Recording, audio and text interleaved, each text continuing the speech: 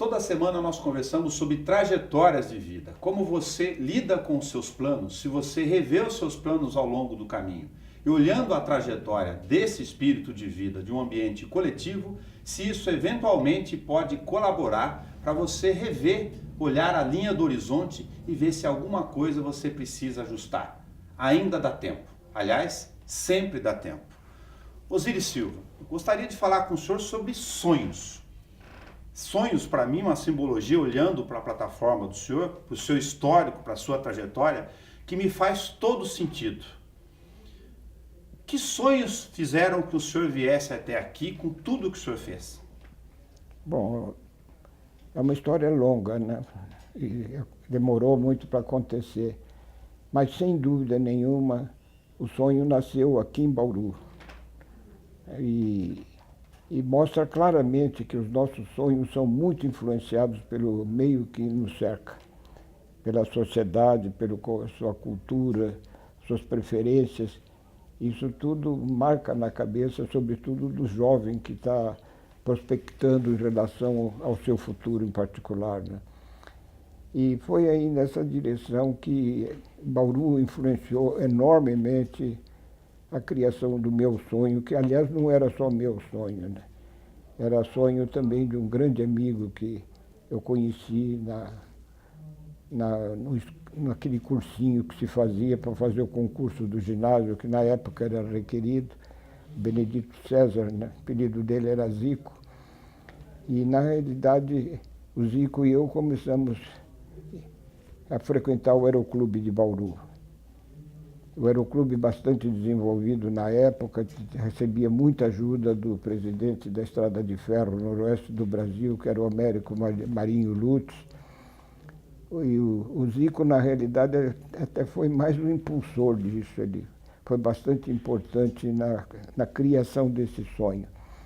Como também houve o sonho quando chegou para Bauru, também trazido pelo presidente da Noroeste do Brasil, cuja sede era em Bauru, do Hendrik Kurz, que era um fabricante de planadores na Suíça, na Alemanha, e acabou batendo no Aeroclube de Bauru.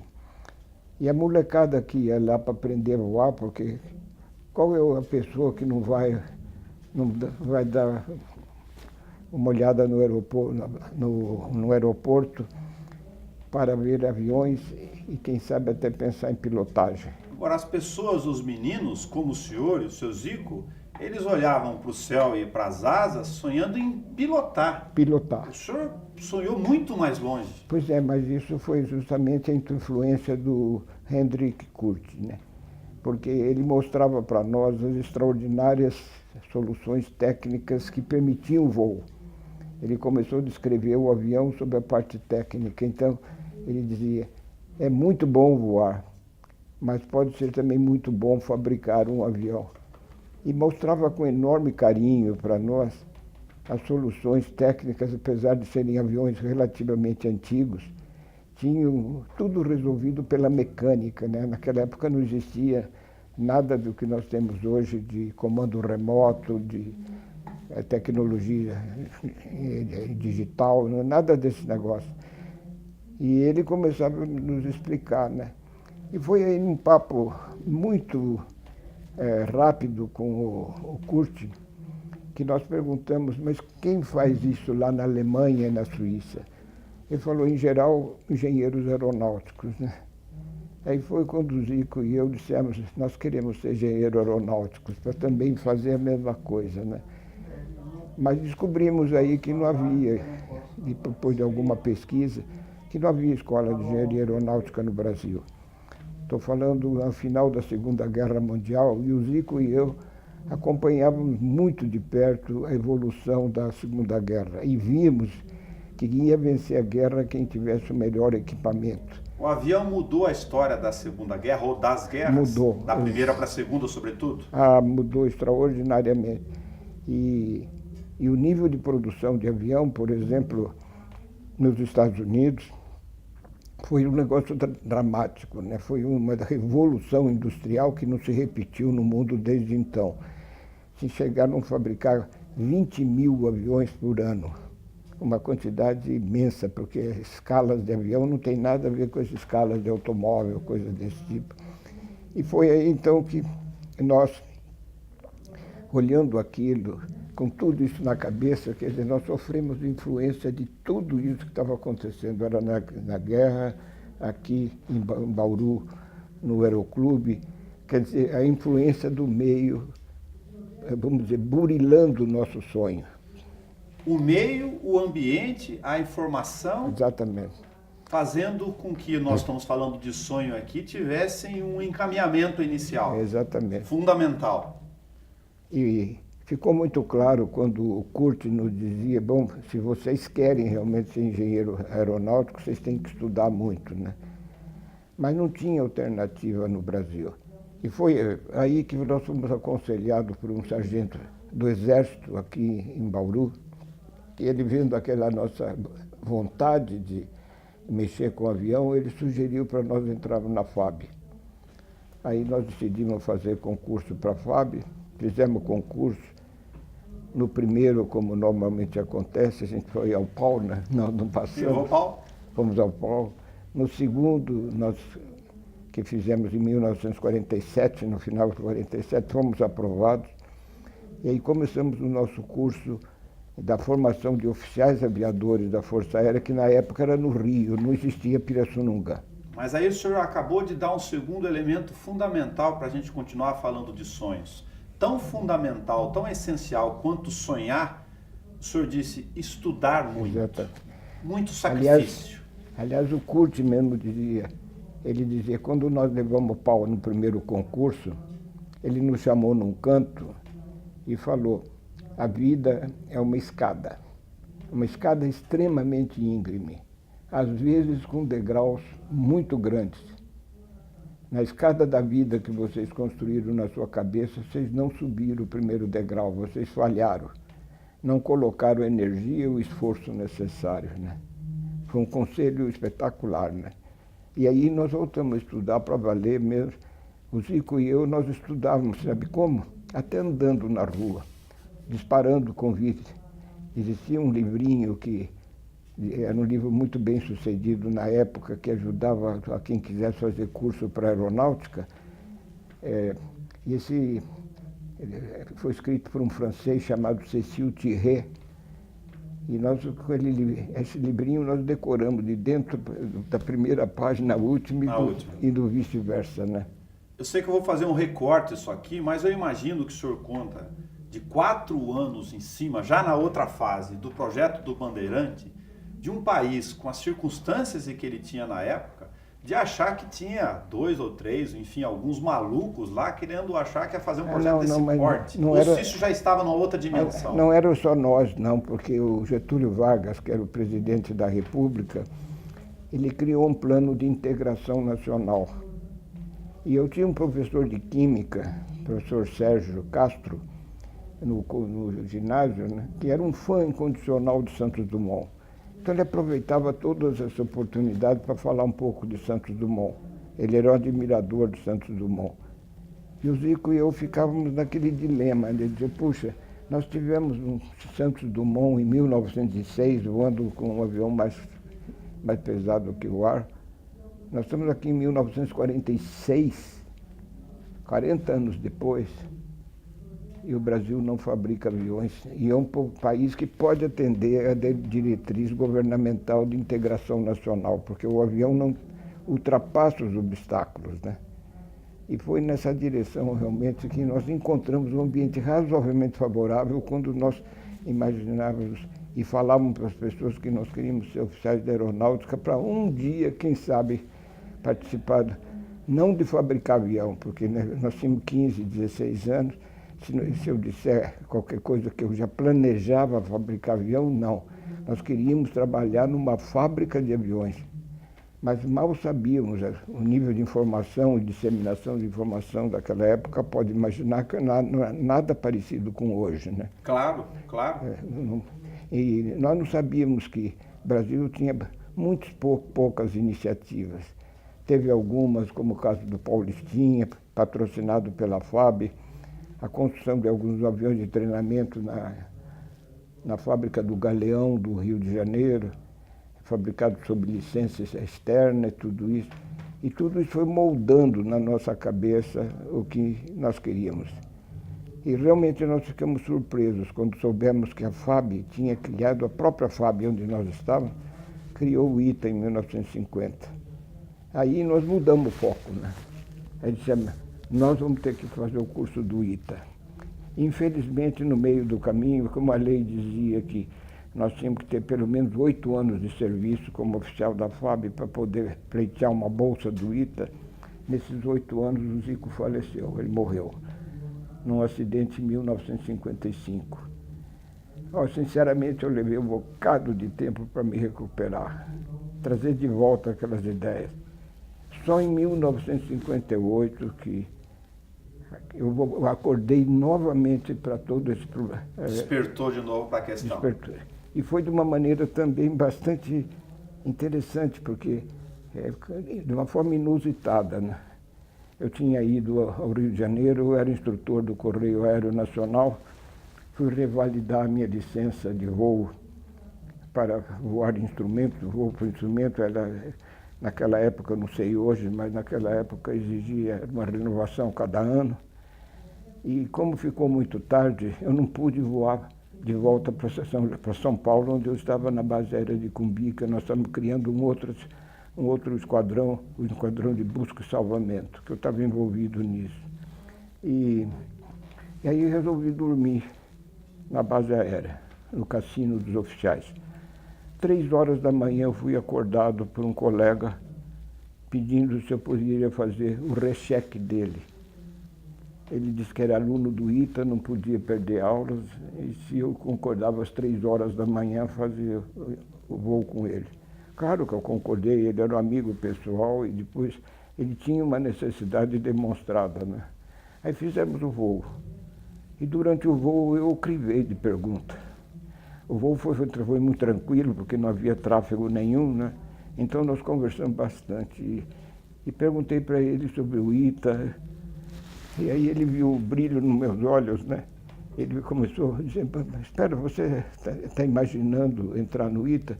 Falei, é o que eu sonhava desde moleque, nem ganhar um curso de engenharia aeronáutica. Aí ele perguntou, você fez esse curso, fez isso, fez isso, fez isso? Ih, rapaz, você preenche todas as condições de uma recente portaria do ministro da Aeronáutica, que pessoas como você podem pleitear uma bolsa. Se passar no concurso do ITA, você ganha uma bolsa de 5 anos para ser oficial, para ser engenheiro aeronáutico, sem perder nenhum ponto da carreira, né? de oficial da FAB. Pode imaginar, eu vou lhe transmitir com sinceridade o que eu senti naquele momento. Eu subi naquele avião como aviador, desci daquele avião como engenheiro. Quer dizer, foi... Que transformou tudo. Transformou tudo. E aí, realmente, eu entrei na luta burocrática, né, para fazer o requerimento ao ministro, meu comandante não queria. Uma longa trajetória para poder romper essas barreiras. 5 anos, quer dizer, 5 anos de trabalho duro. O curso do ITA já era um curso pesado naquela época. Eu estava razoavelmente enferrujado, né? Já estava com 28 anos. Eu me formei na FAB com 21, não frequentava escola. Há 7 anos não frequentava escola. Mas meu comandante acabou me ajudando bastante. Ele determinou a base aérea de Cumbica, a biblioteca, comprar os livros que eu precisava para estudar. E eu trabalhava o dia todo e estudava à noite. A patroa já era casada, ela determinava silêncio absoluto, né? Em casa, enquanto eu estudava, eu passava noites em claro, né? Senhor Osíris, para subir cada um dos degraus da escada que o senhor comentou, que sentimento o senhor tem como brasileiro olhar que milhões que o senhor conhece, em função de uma série de fatores, não vão ter condição de rabiscar nem o primeiro livro, muitos deles de escrever a própria letra. Educação é algo muito distante ainda de milhões dos nossos brasileiros. Isso é o que justifica meu sonho atual. Eu hoje sou reitor de uma universidade, de uma instituição de ensino, nós temos 100 mil alunos, e isso que você acabou de dizer é o que eu enfio na cabeça deles, dizendo que não é possível nós construirmos um grande Brasil com quase 70% dos brasileiros ou analfabetos ou semi-alfabetizados, que mal sabem escrever o próprio nome. Não é possível. Quer dizer, nós temos que... Aquilo que eu conseguir receber de uma forma direta ou indireta, lutando ou não, eu gostaria que aquilo fosse estendido para cada brasileiro. É o sonho de um velho, por exemplo, como é o meu caso agora, e que eu trabalho duramente hoje em educação. Inclusive como reitor, tenho um trabalho bastante grande. Aí vindo aqui a Bauru hoje foi um desastre na minha agenda, né, coisa dessa natureza, mas efetivamente esse trabalho samaritano de ficar propagando a importância da educação, tanto é que eu botei na nossa empresa um dístico que a gente usa sempre, um lema, né? Transformar o país pela educação, porque realmente eu sou um transformado pela educação. Meu pai mal sabia escrever o nome dele e acabei tendo uma carreira que eu jamais podia ter imaginado. Oficial da FAB, fui presidente da Varig, cheguei até a posição de ministro de Estado, coisa dessa natureza, quer dizer, foi muito além do que eu tinha pensado. Mas a paixão da minha vida realmente foi a paixão da criação da Embraer, né? Que eu coloquei todos os pauzinhos no começo, né? Quer dizer, todas as ideias fundamentais para a criação da Embraer, que aí foi acompanhada por 4 ou 5 colegas que se juntaram a mim, e aí nós começamos a trabalhar para que um dia o Brasil fabricasse avião. Eu usava sempre a escusa de que eram palavras de Santos Dumont, e é verdade, que o Brasil um dia fabricaria aviões, e nós também assumíamos uma espécie de compromisso de cumprir com o sonho de Santos Dumont, que o Brasil fosse realmente um país, continente, evidentemente precisando muito do avião, pudesse voar.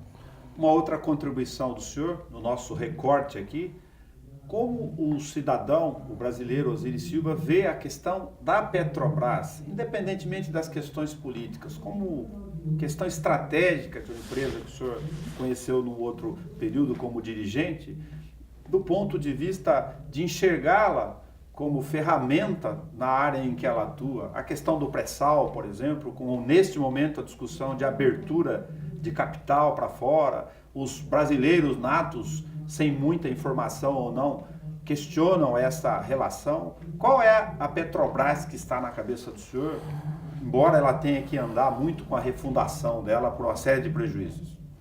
Bem, na realidade, a nossa disposição no Brasil é de cumprir a legislação quando interessa e não cumprir quando não interessa. Nós assistimos isso hoje de uma forma escandalosa por parte do Congresso Nacional.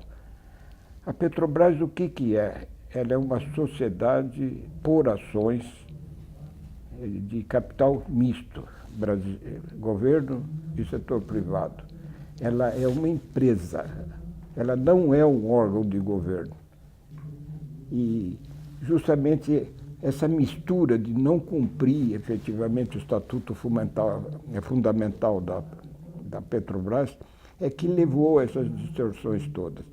Eu, quando assumi a presidência da Petrobras, eu comecei a lutar para cumprir com isso.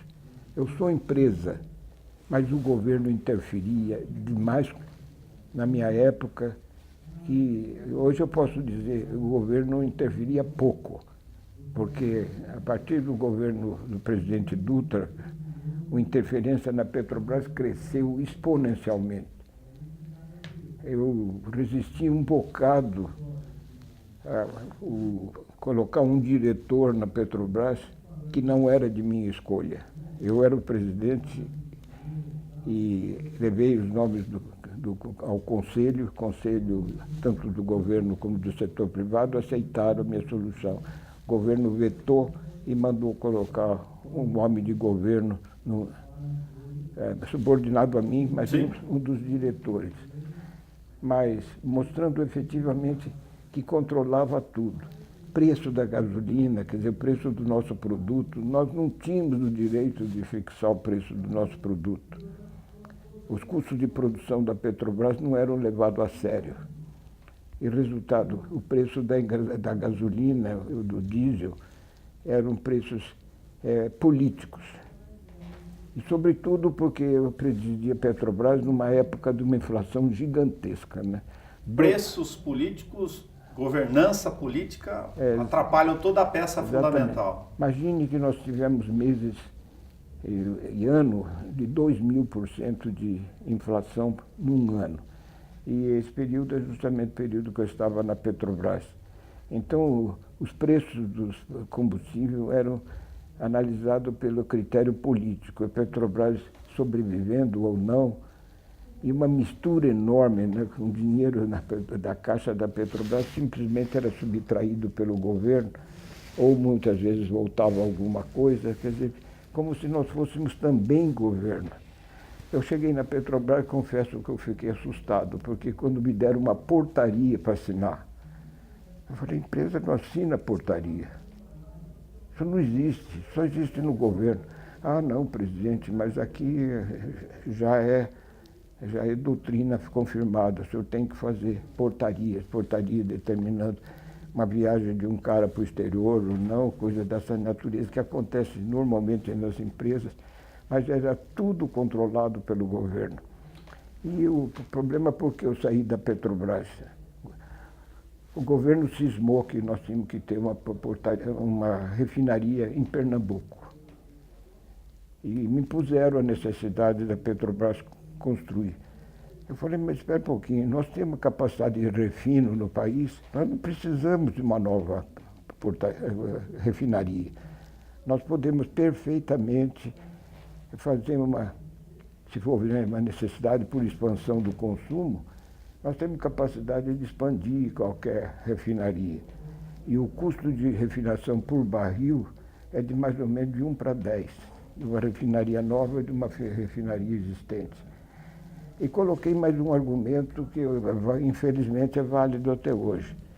Pernambuco não tem petróleo, não tem mercado. Então, eu tinha que pegar petróleo do sul, levar para Pernambuco, refinar e trazer o produto para o sul. Falei, isso é turismo de petróleo. A Petrobras não tem dinheiro para fazer esse turismo. E foi aí que rompeu o elo. E eu pedi demissão para sair, porque eu não concordava com isso de jeito nenhum. O que o senhor pensa sobre os combustíveis fósseis, essa matriz que a gente usa ela aqui ainda? Bom, isso vai acabar, né? E era uma das coisas que eu coloquei na época, né? Eu para poder amenizar a interferência do governo, fiz a proposta de criar a Embraer, a Petrobras Internacional. Internacionalizar a empresa. Mas aí entrou esse espírito corporativo que existe muito no Brasil, dizendo que eu estava tentando privatizar a companhia, que estava tentando quebrar a regra do petróleo é nosso, né? Sim, sim. Aí eu, às vezes, com um pouco de irritação, eu dizia lá para os sindicatos, por exemplo, eu dizia, bom, se o petróleo é nosso, dá a minha parte, porque eu não sou dono do petróleo. Vocês são? Quer dizer, de modo que são essas coisas que aconteceram. E no Rio de Janeiro isso se tornou extremamente radical. E ainda hoje é bastante radical. Agora, o que nós precisamos fazer é cumprir as regras. Porque, por exemplo, a nossa Constituição, nos últimos momentos, foi aprovado que nós teríamos uma república federativa. Nós somos um país, uma república federativa hoje, somos uma república federal, com uma Constituição de república federativa. Então, os conflitos são permanentes, né, que nós estamos vivendo agora. Mas é esse negócio de nós colocarmos, vamos dizer, vamos fazer uma similaridade, um sonho para chegar num determinado objetivo, E no meio do caminho a gente muda para outro sonho, não tão sério, não tão bonito quanto aquele, mas muda de sonho, como se a gente não pudesse reconstruir a vida do passado. Isso realmente não é possível. Uma curiosidade.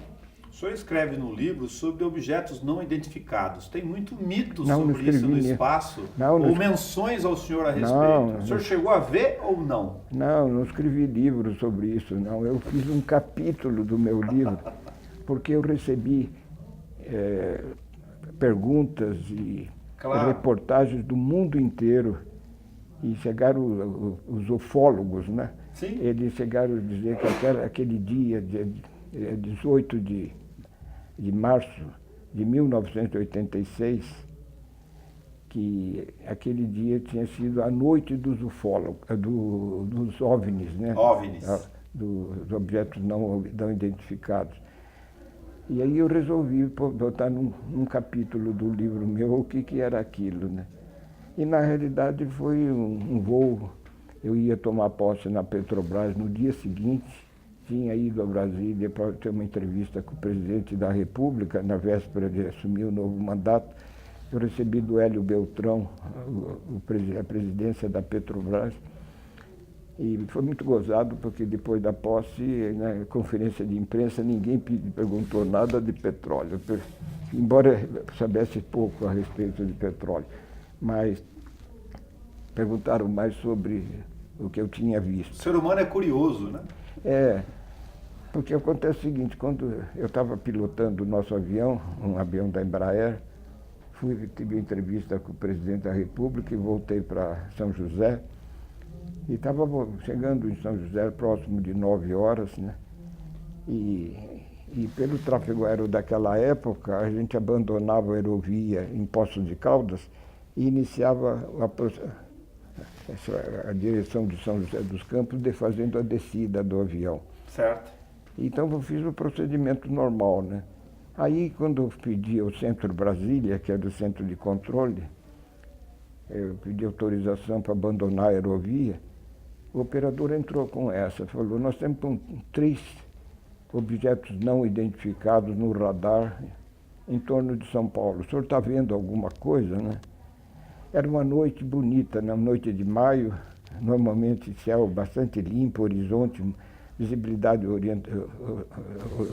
horizontal bastante boa. Havia, como sempre, em São Paulo, a poluição era maior na época do que hoje está bastante melhor, mas então eu vi alguns objetos ali avermelhados, né? E esse objeto avermelhado era que o operador estava vendo no radar. E eu via como um astro, me parecia mais um astro, porque estava imóvel, talvez um pouco oblongo, não exatamente um círculo como nós vemos normalmente os astros, né? Mas não podia ser aquilo que o operador estava vendo, porque astro não aparece no radar. É só os objetos que estão à altura de recuperar o som, né? O eco. Sim. Emitido pelo radar. Mas aí resolvi me aproximar daquele negócio. Mas à medida que eu voava para ele foi desaparecendo, né? E acabou não aparecendo. E aí eu perguntei dos 3 outros, o operador só pôde me indicar mais um, na direção de Taubaté. Aí eu retornei, mas não pude acompanhar muito, porque o meu avião era um avião experimental. Certo. E tinha pouco combustível, né? Então eu já estava ficando sem combustível. E por outro lado, à noite, eu já estava voando na altitude mínima autorizada, né? De segurança. Então eu acabei não encontrando a segunda amostragem, porque com pouca gasolina, não podia baixar o avião. Aí foi realmente eu me dirigi para Pouso e aí encerrou o processo. Usando uma simbologia do céus por onde o senhor tanto observou, o senhor tem noção exata de que o nome do senhor está escrito nas estrelas. inevitavelmente escrito nas estrelas. Só que as estrelas não sabem disso, né? Mas nós sabemos. Não acredito. Não sou tão importante assim. Sim. Eu vou usar até uma frase do meu amigo, admirado amigo Roberto Campos, né, bastante amigo dele, e ele falou: não use o 11º mandamento, ou melhor, use o 11º mandamento. Aí eu perguntei para ele: mas qual é o 11º mandamento? Ele falou: não me leves muito a sério. Nós vamos viajar por órbita ainda? Fora da órbita, do ponto de vista de viagens ou... Eu acho que sim, mas nós não temos o combustível necessário para isso. Os nossos foguetes são muito ineficientes e consomem-se uma quantidade imensa, tendo que fazer normalmente as largadas, né, reduzindo o tamanho, e reduzindo por consequência também a carga paga, né? Eu acho que nós hoje estamos vivendo uma situação de desequilíbrio, eu diria. Nós estamos usando pesadamente o petróleo, e o petróleo tem um certo poder calorífico, bastante maior que o biocombustível, mas tem que ser certa quantidade. E os motores que nós estamos utilizando, os meios de propulsão que nós estamos utilizando hoje, inclusive no seu automóvel, no automóvel de quem está nos ouvindo, é muito pouco eficiente. Um automóvel hoje, se chegar a 30% de eficiência, é muito. Poder de combustão, de resultar em energia. Tudo isso. Quer dizer, enquanto a gente estiver usando esses meios de propulsão tão ineficientes como nós temos, isso não será possível. Isso será possível só se nós tivermos a fortuna de descobrir um novo tipo de combustível, que, aliás, eu estimulava muitos técnicos da Petrobras, quando estava lá, a começar a pensar como é que será o mundo pós-petróleo, porque com a quantidade de consumo que nós temos hoje, certamente as reservas mundiais não vão aguentar. Talvez até 2040, 2050, nós vamos começar a sentir os efeitos de falta de petróleo, que vai começar certamente com um acréscimo do preço e que vai em caminho de destruir certos tipos de atividades da mobilidade mundial, que também está crescendo. Quer dizer, realmente nós estamos vivendo um paradoxo agora, que o pessoal estudioso do assunto está absolutamente consciente de que isso vai acontecer inevitavelmente. Só que, vamos dizer, os líderes, dirigentes das nações ainda não estão prestando atenção nisso. Então nós temos que intensificar as pesquisas para identificar se existe na natureza um certo tipo de combustível que possa ser suprido com poder calorífico mais elevado e em quantidades bem superiores ao que de petróleo que nós temos hoje. Para carro, o senhor acha que o modelo elétrico não avança tanto assim? Bom, o motor elétrico, até uma certa potência, ele vai ser muito mais eficiente do que os motores que nós utilizamos hoje do ciclo Otto, né? Sem dúvida nenhuma. Mas à medida que a potência aumenta, o tamanho do motor cresce, o peso cresce enormemente. E todos os veículos que precisam de propulsão, eles não são amigos do peso, né? O peso é sempre um ônus. De modo que a gente tem o peso do veículo, o peso do combustível, o peso da carga paga, que é passageiro ou carga, coisa dessa natureza. Esses 3 itens é que governam. Agora, se a gente, do veículo, a gente começa a deixar muito pesado, claramente a gente vai colocar problema na quantidade de combustível ou na quantidade de passageiros. Para avião, isso é um caminho mortal. Quer dizer, o avião começa a ter cada vez custos maiores de operação. Nós já estamos sentindo isso hoje. Essa dança de aumentar o preço do petróleo, que hoje diz que está afetando os aviões, os passageiros querendo passagens mais baratas, né? Sim. Quer dizer, tudo está caminhando na direção contrária do que o passageiro deseja. E, evidentemente, a energia pode imaginar, por exemplo, num voo daqui de São Paulo para Paris, por exemplo, o avião decola com quase 150 toneladas de querosene de aviação, né? Olha, é um peso enorme, né? Gigantesco. Quer dizer, se a gente tiver que aumentar esse peso ou aumentar o seu custo, pode imaginar o choque que isso vai dar na operação. Senhor Osiris Silva, muito obrigado. O senhor, quando estava no banquinho da praça com o Zico, não ter aberto mão de sonhar, de discutir o futuro na profundidade que o senhor sonhou. E obrigado também por o senhor ter praticamente eliminado a palavra desistência do seu dicionário. Exatamente por causa disso que eu estou lutando agora para fazer um novo estatuto do sistema de ensino no Brasil. Não sei se vai ser aceito ou não vai ser aceito, mas estamos trabalhando fortemente no sentido de fazer um estatuto nessa direção, porque todos esses problemas que eu mencionei só vão ser resolvidos por pessoas educadas, treinadas, com nível cultural elevado, que podem enxergar soluções para esses problemas que nós colocamos aqui e discutimos. E o que nós estamos notando hoje é que o Brasil não está participando desse festival. Todos os aparelhos que estão transmitindo isso que nós estamos falando agora para os espectadores e o que eles estão ouvindo, esses aparelhos não têm tido concurso da cultura ou da competência brasileira. E nós temos que participar disso. O brasileiro é criativo e pode ajudar muito se estiver preparado. Então, eu fico pensando, por exemplo, com a falha do sistema educacional brasileiro, de ter 70% de analfabetos ou semi-alfabetizados, nós estamos liquidando no nascedouro uma quantidade imensa de Alfred Einstein. E não os conhecemos, porque muitos deles não estão tendo a sua chance de frequentar boas escolas, ter bons professores, ter bom sistema de ensino. Nós temos que mexer urgentemente no nosso sistema educacional. E esse é o meu novo sonho, né? O sonho de que a gente possa transformar o Brasil pela educação. E realmente essa é uma transformação que nós temos que enfrentar e ter sucesso nela.